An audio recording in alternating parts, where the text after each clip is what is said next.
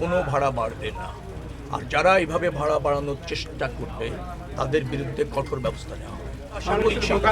আমরা আশা করছি এই যাত্রাটা স্বস্তির হবে, নিরাপদ হবে। যে সমস্ত জায়গায় ব্যত্যয় ঘটার সম্ভাবনা আছে, ধরেন একটা যানজট তৈরি হয়ে যায়, দীর্ঘক্ষণ শৃঙ্খলা থাকে না সড়কে যান চলাচলের জন্য, তার জন্য যে সমস্ত ব্যবস্থা নেওয়া হবে সে উচিত সেগুলি ইতিমধ্যে আমরা নিয়েছি এবং ওর সাথে যারা জড়িত তাদেরকে প্রয়োজনীয় নির্দেশনা দেওয়া হয়েছে।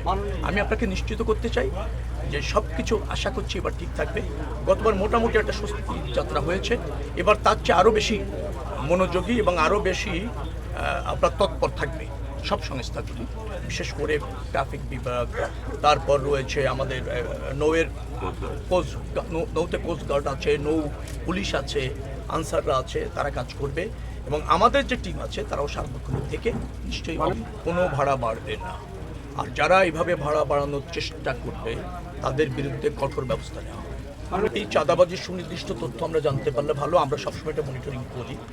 যেখানে যতটুকু ব্যত্যয় পাওয়া যায় সেটা নিবৃত্ত করার চেষ্টা আমাদের থাকে এবং আমরা স্বরাষ্ট্র মন্ত্রণালয়কে সেটা অবগত করি, কারণ এটা ফৌজদারি অপরাধ।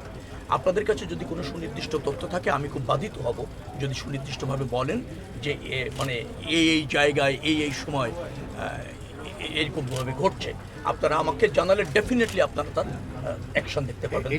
গোয়েন্দাদের কাজ, আমাদের না, আমি বলছি গোয়েন্দারা কাজ করে, তারপর গোয়েন্দারাও তো সবসময় সফল হয় না। সাংবাদিকরা তো আরও বেশি অনুসন্ধানী রিপোর্ট যারা করেন আরও বড় গোয়েন্দা।